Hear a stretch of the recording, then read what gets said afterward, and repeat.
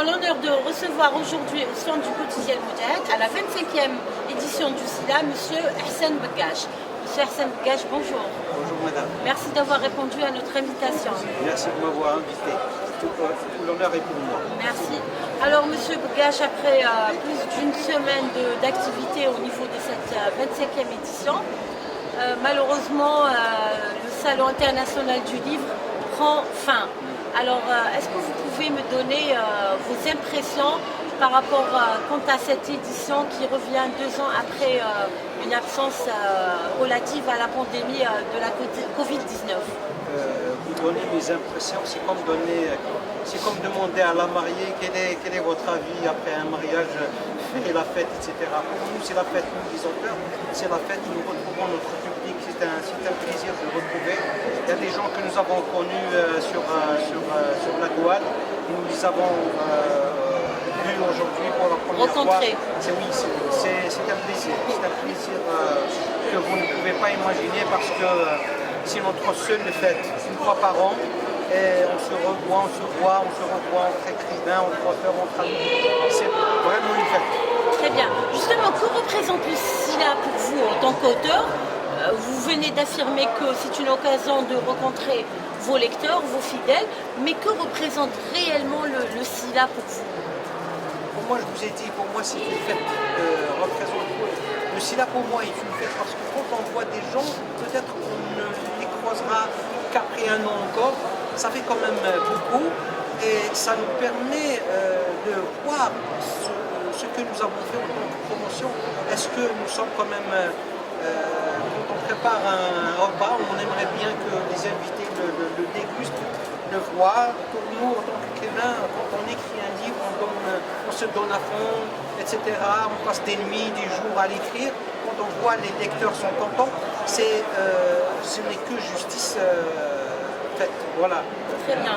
Alors, Monsieur Begache, vous avez à votre actif deux romans, dont le premier qui est à sa 3e édition, que vous avez baptisé Ce que l'amour doit à l'amitié.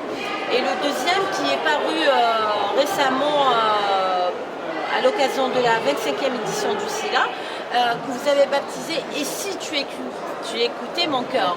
Alors, est-ce que vous pouvez nous donner un peu la trame de votre dernier roman? Dernier ou bien le premier? On commence par le dernier. Le dernier roman, Et si tu écoutais mon cœur, c'est une histoire d'amour entre un enseignant au lycée et une dentiste. Alors la trame se déroule... Dans un cabinet dentaire?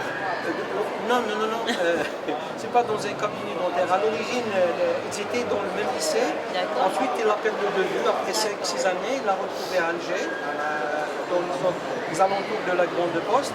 Mais voilà, après une année de rencontre, etc., ils ont décidé de se marier. Et voilà que le jour où il devait aller demander sa main, le personnage principal qui est Yassine n'y va pas. C'est là où commence la vraie histoire. Pourquoi C'était la chute du roman. Voilà, c'est l'intrigue principale. Tout autour de la trame, on voit qu'on convoque les sentiments, on convoque la raison, on convoque le cœur. À un certain moment donné, Lydia, le deuxième personnage principal, ne fait plus confiance parce qu'il se revoit après des années, après 3 ans, il se revoit, mais qu'elle n'a plus confiance en lui. À un certain moment donné, la seule solution, c'était qu'elle écoute son cœur. D'ailleurs, c'est tout le titre, Et si tu écoutais mon cœur, c'est le personnage Yassine qui lui demande. D'accord. Si tu écoutais mon cœur, tu comprendrais que je n'étais pas venu ce jour-là parce que j'ai été interdit de venir, etc., parce qu'il y avait quelqu'un de très puissant qui voulait se marier avec Lydia, donc il a fait tout pour que Yassine n'y va pas ce jour-là. D'accord. Voilà. Alors, est-ce que cette histoire d'amour est une histoire véridique? C'est un vécu, votre vécu, ou bien le vécu d'un de votre entourage, ou bien c'est le fruit de votre imagination? On va dire un peu les deux. Écoutez, j'ai une belle-sœur qui s'appelle Lydia. Elle ne voulait pas se marier. D'accord. Elle ne voulait pas se marier, alors je me suis dit, allez, je vais la marier dans le roman. Parce que c'est une fille dont les caractéristiques de Lydia, je l'ai décrite telle qu'elle était. Donc c'est une histoire vraie, parce que quand on a un chagrin d'amour, chaque fois on s'attache à ce bonhomme, à ce garçon, ce gentil garçon, on attend toujours à ce qu'il revienne. Donc en fin de compte, Lydia avait raison. Elle a refusé toute demande, voilà, mais elle attendait que celui qu'elle a aimé, on a aimé qu'une seule personne, qu'il revienne. Donc c'est une histoire à la fois vraie, mais voyez-vous, un écrivain ne peut pas se contenter juste de la vérité. Il y a cette folie de la fiction. On ajoute notre grain de sel. Voilà, on puise dans notre expérience personnelle, nos souffrances, pour ajouter à notre livre de la fiction. Très bien. Et si on parlait un peu de la couverture de votre livre? Donc c'est un peu triste de voir l'automne à la couverture une femme qui donne le dos. Le dos, mais regardez bien, elle tourne la tête. Légèrement. Légèrement, parce que, c'est-à-dire... Un retour vers le passé. Voilà. Non, il y a quelqu'un qui l'appelle. Donc elle est partie. Il dit, ah, c'est une femme. Là, je fais appel... j'invite, enfin, dans ce livre, j'ai invité tous les parents à encourager leurs enfants à lire. C'est ce qui a sauvé Lydia. C'est une fille qui lit beaucoup. Donc à travers toutes les lectures qu'elle a faites, elle a compris quand on lit des romans, etc. On comprend la souffrance de l'autre, les erreurs de l'autre. Donc à travers ça, quand vous voyez la couverture, vous comprenez que Lydia a tourné légèrement la tête. C'est-à-dire qu'elle est prête à écouter. Bien qu'elle souffre, mais elle est prête quand même à écouter. À communiquer. Parce qu'il y a Yacine qui l'appelle. D'accord. Voilà. L'automne, ça signifie que c'est l'automne de leur histoire d'amour. Elle tire à sa fin. Mais quand elle retourne, si elle l'écoute, elle va écouter le cœur de celui qui lui a dit si tu écoutais mon cœur, on mérite toujours une deuxième chance. D'accord. Est-ce que ce titre, Et si tu écoutais mon cœur, était votre premier titre ou bien vous l'aviez modifié? C'est une bonne question, parce que le premier titre, je vais vous faire la confidence, le premier titre c'était La lâcheté héroïque. D'accord. J'ai utilisé une figure de style. La lâcheté et l'héroïsme, normalement ça ne se marie pas. Quelqu'un qui lâche ne peut pas être un héros. Exactement. Donc la lâcheté héroïque, parce que plutôt Yacine, quand il a laissé, quand il a quitté, quand il n'est pas allé demander la main de Lydia, il était un lâche. Un lâche parce qu'il a cédé. Il a cédé à qui? À la pression de son papa. Donc il y a de l'héroïsme.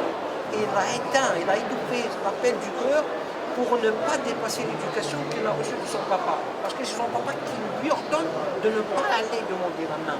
Je ne vais pas t'accompagner demander la main de Lydia. Et je ne vais pas t'expliquer pourquoi. Parce que le papa a reçu des menaces. Donc je ne vais pas t'expliquer pourquoi. Donc c'est une lâcheté héroïque. Il est lâche, oui, pour Lydia c'est un lâche. Mais pour papa c'est un héros. Parce qu'il n'a pas suivi son cœur, il a suivi sa raison. Deuxième titre que j'allais mettre, quand le cœur écoute la raison. Là, c'est un combat. Dans le roman, il y a toujours ce dialogue entre le cœur et la raison. Lydia, il est tiraillé entre le cœur et la raison. Son cœur lui dit, allez, tu pardonnes à Yacine de t'avoir laissé ce jour-là. Mais la raison lui dit, non.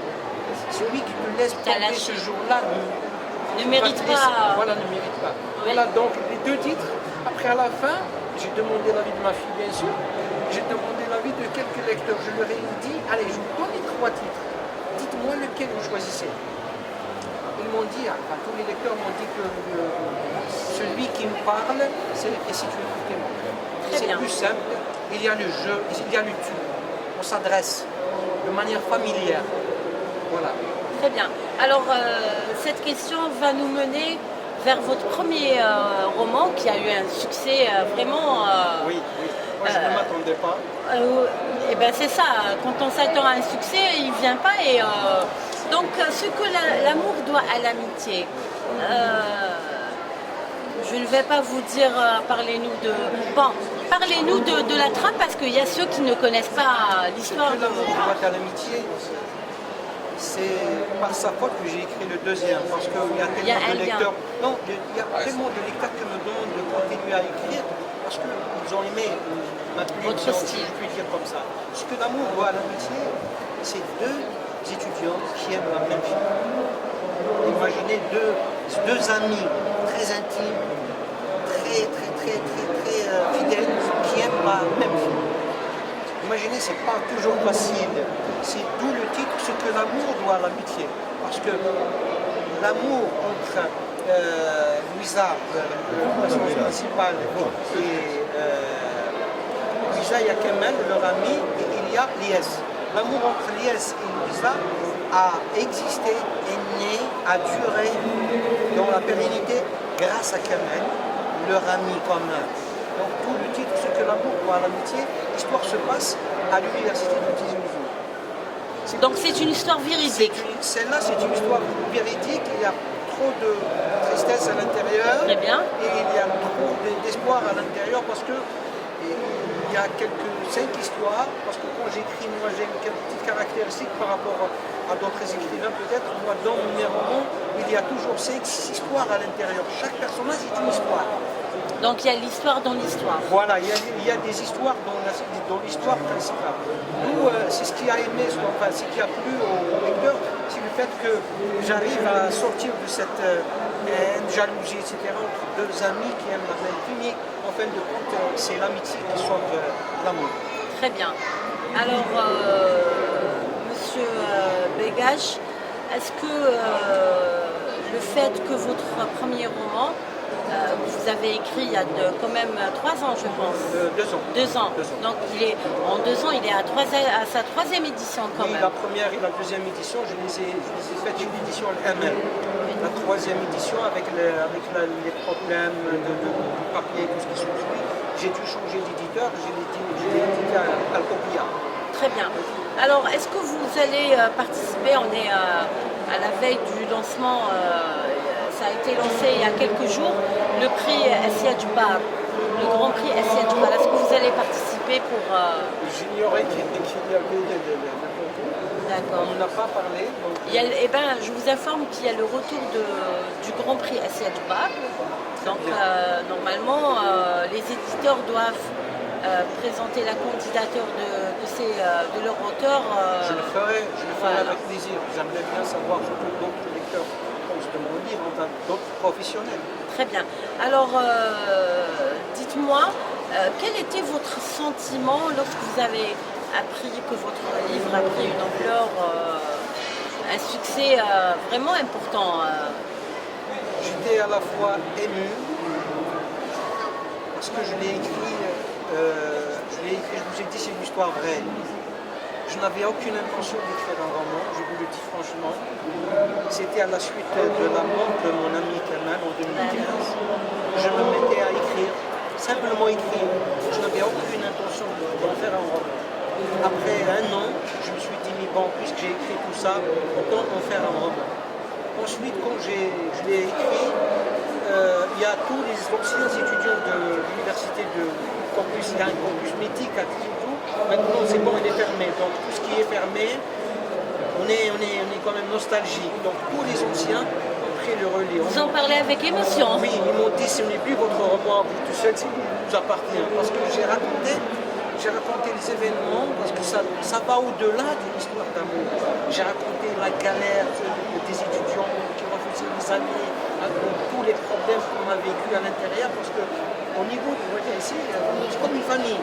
C'est-à-dire, vous imaginez qu'il suffit de dire à quelqu'un l'ancien, il se retourne. Parce que l'ancien, c'est un code pour tout ce qui était passé par ce monde.